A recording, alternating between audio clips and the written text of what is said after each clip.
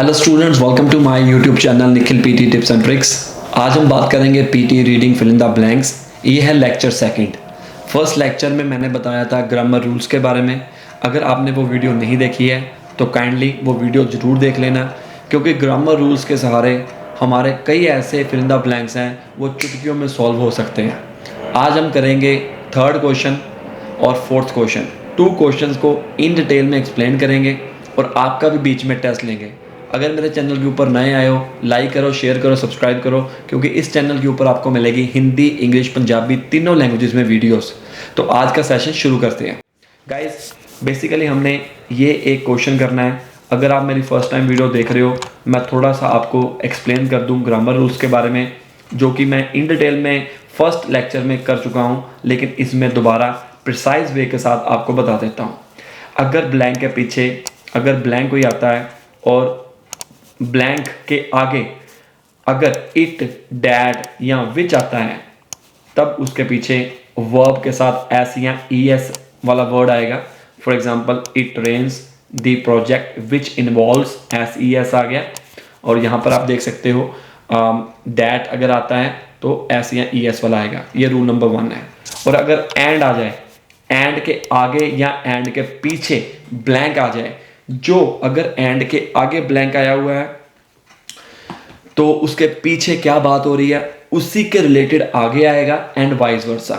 जैसे कि cat and dog, ये एक ही कैटेगरी के हैं। अगर the dash and dog are playing in the yard, तो आगे हमने उसी को चूज करना है। आगे प्लूरल आया हुआ है, पीछे भी प्लूरल आएगा। आगे अगर आईएनजी आया हुआ है, एंड के पीछे भी आईएनजी के चांसेस बहुत ज़्यादा होते हैं। मतलब आपने कैटेगरी चेक करनी है। आर्टिकल ए एंड द, उसके पीछे नाउन आएगा या नाउन प्लस एडजेक्टिव आएगा। नाउन किसी का नेम हो सकता है, student name, building name, place name, address.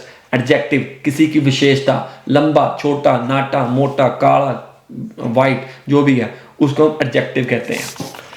Next, हमने ये 2 ब्लैंक्स कर लिए थे। एक और रूल आपको बताया था, वो हम आगे डिस्कस करेंगे। ये आज का क्वेश्चन है, आपको 2 मिनट्स के अंदर सॉल्व करना है गाइस। विद इन 2 मिनट्स के अंदर इसको सॉल्व करने की ट्राई करिए, फिर मैं इसको एक्सप्लेन करता हूँ कि इसका आंसर कैसे आया।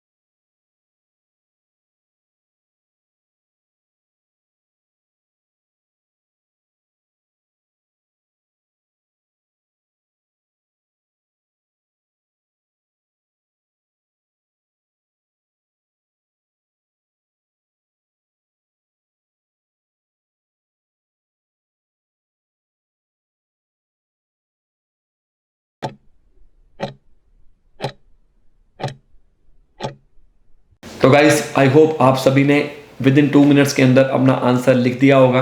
सबसे पहले आप अपना आंसर नीचे कमेंट कर दीजिए, ताकि हमें पता लगे कितने स्टूडेंट्स हमारी वीडियोस देख रहे हैं, प्लस कितने स्टूडेंट कमेंट कर रहे हैं, क्योंकि हमारे को ये पता चलेगा कि आपका लेवल अप हो रहा है या नहीं हो रहा। लेकिन मेक श्योर आपने हमारी पूरी वीडियोस एंड तक देखी होगी तो ही। कई बार बच्चे क्या करते हैं, बीच में ही छोड़ देते हैं और बाद में अपना करना शुरू कर देते हैं। गाइस, जितनी देर तक पूरी वीडियो नहीं देखोगे उतनी देर तक आपको नहीं पता चलेगा। तो हमारा फर्स्ट रूल क्या रहेगा, जैसा कि मैं अक्सर अपनी वीडियोस में बताता हूँ, रूल नंबर 1, आपको सबसे पहले क्या करना है, पूरा का पूरा क्वेश्चन रीड करना है। रूल नंबर 2, ऑप्शंस को रीड करिए। ऑप्शंस को रीड करना क्यों ज़रूरी है, ताकि हमारे को पता होगा कि हमने किस के बारे में बात करनी है। रूल नंबर 3, हमने क्वेश्चन में से कुछ ऐसे कीवर्ड्स ढूंढने हैं जो ऑप्शंस में भी हो। अगर वो क्वेश्चन में हैं तो उनके चांसेस बहुत ज़्यादा हो जाते हैं कि वो किसी ऑप्शन में आए हों। रूल नंबर 4, हमने कभी भी क्या करना है, रुकना नहीं है। अगर कोई ब्लैंक नहीं आता है उसको आगे बढ़िए, नेक्स्ट करिए, ताकि अब हमारे को पता लग सके कि कम समय में कैसे करना है। तो गाइस, पहला क्वेश्चन स्टार्ट करते हैं। ये देखिए, cuteness in offspring is a dash. अब देखो, अब इसके अंदर ए आ गया। ए क्या है, आर्टिकल, एक सिंगुलर की बात हो रही है। अब हमें ये देखना है कि सिंगुलर कौन कौन से वर्ड्स हैं। स्लोअर का इस्तेमाल तब हम करते हैं जब किसी वर्ड के पीछे ई आर आ जाए। टॉलर, स्लोअर, बिगर, जब हमने किसी का कंपैरिजन करना है। He is taller than me, उसके पीछे ई आता है, ये कंपैरिजन हो रहा है, सिंगल वर्ड नहीं है। Ensures, contain. अब देखिए, अब ए के पीछे आएगा क्या, हमने पीछे पढ़ा रूल नंबर 2 सॉरी, ए के पीछे क्या आएगा, या तो नाउन आएगा या नाउन प्लस एडजेक्टिव आएगा। अब यहां पर देखिए नाउन कौन से हैं। नाउन का मतलब क्या होता है, नाउन का मतलब होता है कोई भी सिटी नेम, प्लेस नेम, सारा कुछ, ठीक है। कंटेन, प्रॉपर, ना, पोटेंट में भी। अब पोटेंट का अगर मुझे मीनिंग ही नहीं पता वो बात अलग है, ठीक है। कई बच्चों को मीनिंग नहीं पता होते, वो हम आगे बढ़ते हैं। इंस्टिंक्चुअल, बड़ा ही मुश्किल वर्ड है। स्पोर्ट्स नहीं आएगा, अभी हम पहला देख रहे हैं। इनवैलिड, आई से स्टार्ट हो रहा, नहीं आएगा। Is dependent. Cuteness in offspring is a dash. अब देखो, मेरी ब्रेक यहीं पर लग गई। हमने ब्लैंक के पीछे जो है उसको तो पढ़ा ही नहीं, उसकी सिचुएशन को समझा ही नहीं। तो इसलिए मैं पहले कहता था कि आप पहला क्वेश्चन सॉल्व करो, पूरा रीड करो, फिर जाके आपको पता चलेगा। हम आगे बढ़ते हैं। Cuteness in offspring is a dash protective mechanism. यहाँ पर प्रोटेक्टिव मैकेनिज्म की बात की है। प्रोटेक्ट कौन करता है, जिसके अंदर ताकत होगी, हम ये कह सकते हैं। अब ऐसा कोई वर्ड हम ढूंढेंगे जो रिलेटेड हो, जो किसी के टच में हो, जो ताकतवर हो, जो प्रोटेक्ट कर सके, जिसमें कोई क्षमता हो, उसके रिलेटेड वर्ड ढूंढेंगे।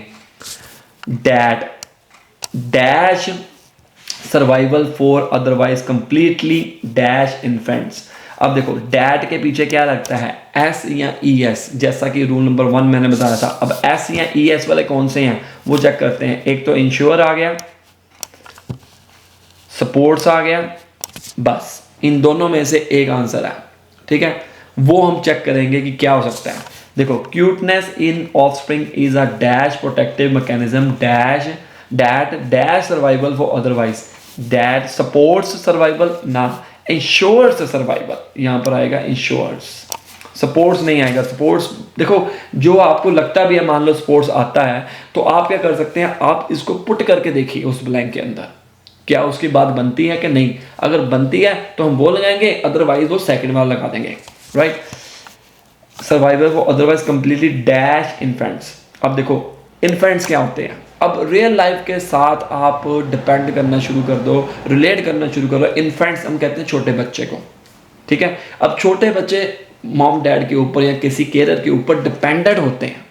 अब हमें आंसर इन्फेंट्स के रिलेटेड जो ढूंढना है वो हमने ऑलरेडी पढ़ा हुआ था, डिपेंडेंट, सीधा आंसर आ गया।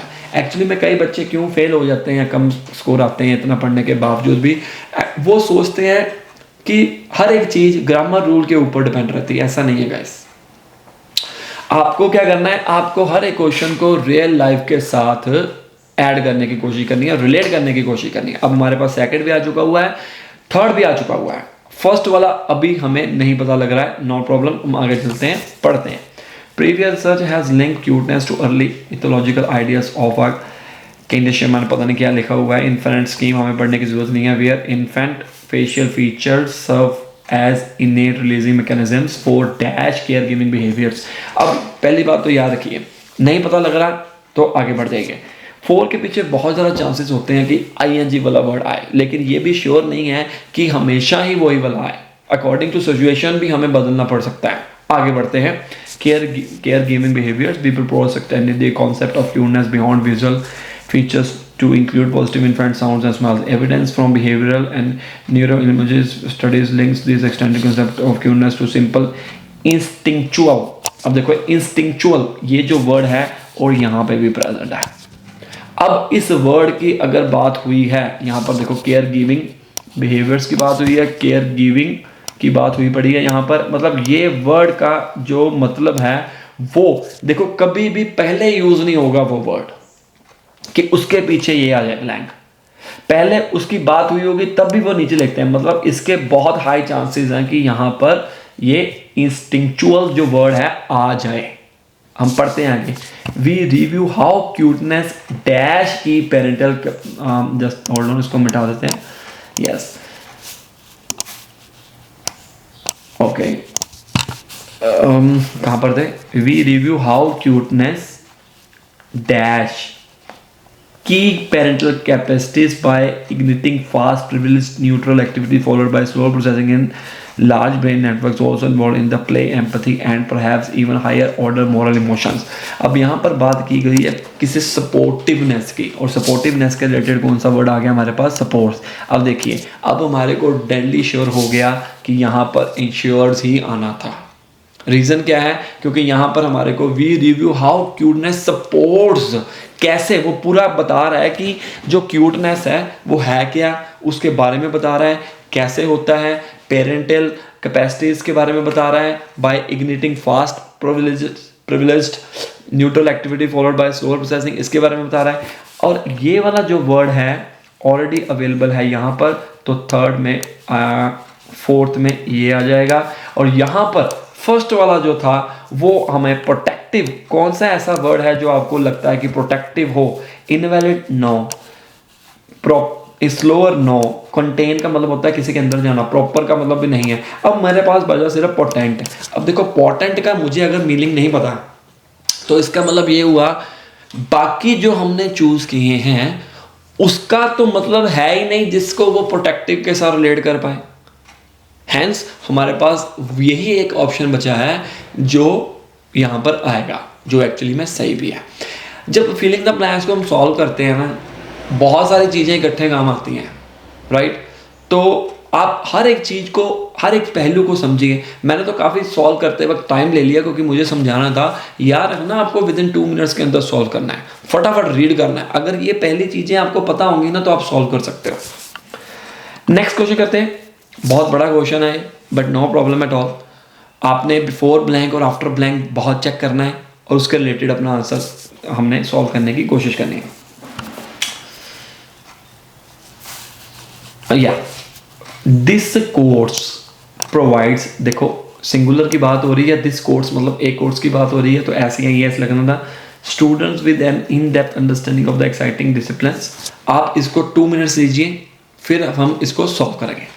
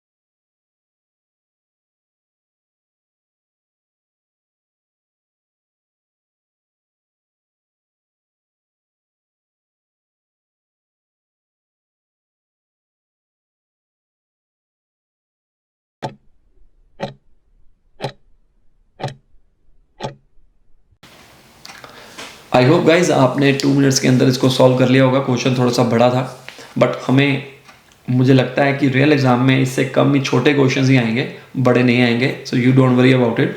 जिन्होंने सॉल्व कर लिया है वेल डन, और अपने आंसर जो है नीचे कमेंट कर दीजिए ताकि हम इसको एक्सप्लेन कर पाएँ और आप भी जान पाओ कि आपके कितने सही हुए हैं कितने गलत हुए हैं।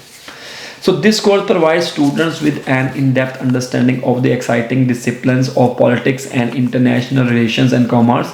Students will learn about the dash. Students will learn about the dash. ठीक है, क्या करेंगे स्टूडेंट्स, क्या करेंगे? Dash of political institutions in countries and around the world, explore the complex field of relations between nations. Topics in governance, public policy, public administration, national security, border, blah blah blah. Student receive a dash. आ गया एक singular की बात की गई है। Dash and current education in the range की बात की गई, range of issues, मतलब हमें एक ऐसा वर्ड देखना है जो इसके रिलेटेड हो। हम पहले पढ़ते हैं क्या, includes, responsible, broad, workings, including, strong, rigorous, strong 2 बार आ गया, सॉरी ये एक ही बार आना था, आई थिंक ये एक मिस्टेक है। तो हमारे पास इतने ही बनते हैं, 1 2 3 4 5 6 7 ऑप्शन हैं, और हमें चूज कितने करने हैं 5, मतलब 2 गलत हैं, 2 बाकी 5 सही हैं, लेकिन 5 में भी कोई गलती ना हो जाए। अब देखो इंक्लूड्स आया है और इंक्लूडिंग आया है, जब इस तरह से आ जाए ना तो 2 चांसेस बनते हैं, या तो दोनों में से एक आएगा या दोनों में से दोनों आएंगे, लेकिन वो दोनों भी इस तरह से आएंगे कि आपको प्रॉब्लम क्रिएट होगा। इंक्लूड्स तब हम इस्तेमाल करते हैं जब हम किसी प्लूरल की बात करते हैं, और सॉरी सिंगुलर की बात करते हैं, नॉट प्लूरल, सिंगुलर की बात करते हैं। ओके चलते हैं आगे।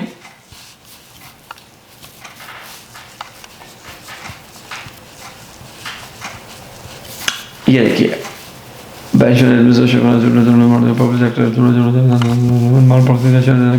will also choose an active a wide choice of options. ए आया हुआ है यहाँ पर, और यहाँ पर रेंज भी आया हुआ है, इसके रिलेटेड हमें कौन सा मिल सकता है?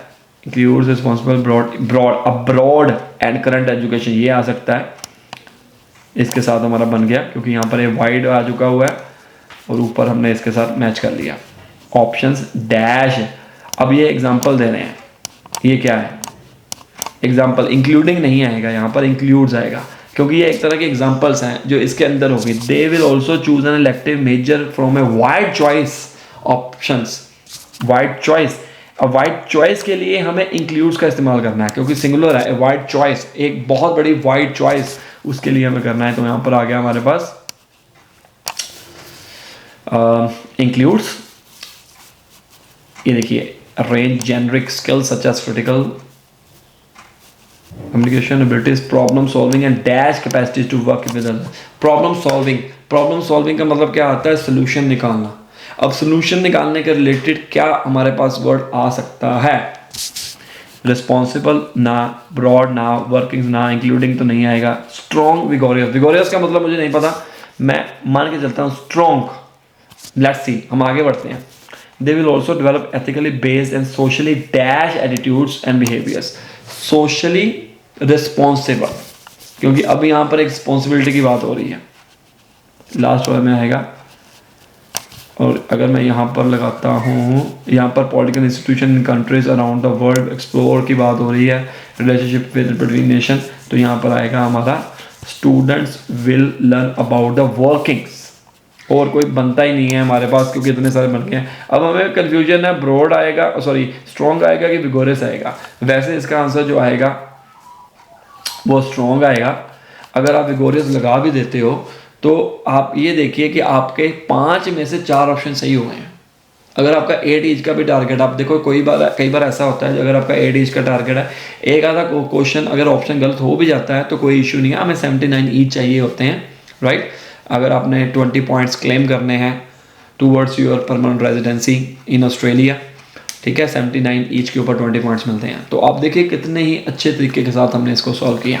गाइस इसी तरह और भी वीडियोस आती रहती हैं। अगर आप ऑनलाइन क्लासेस लेना चाहते हैं, सामने दिए गए नंबर के ऊपर कॉल कर सकते हैं, व्हाट्सअप कर सकते हैं। स्ट्रगल कर रहे हैं, नो प्रॉब्लम, हमारा जलंधर में भी ब्रांच है, फिजिकल क्लासेस भी ले सकते हैं, ऑनलाइन पूरे वर्ल्ड वाइड में चलती है। अपने टाइम के अकॉर्डिंग आप क्लास लीजिए। लाइक करो, शेयर करो, सब्सक्राइब करो। स्ट्रगल कर रहे हैं आपको कॉल कर सकते हो, हमारे को व्हाट्सअप कर सकते हो। All the best.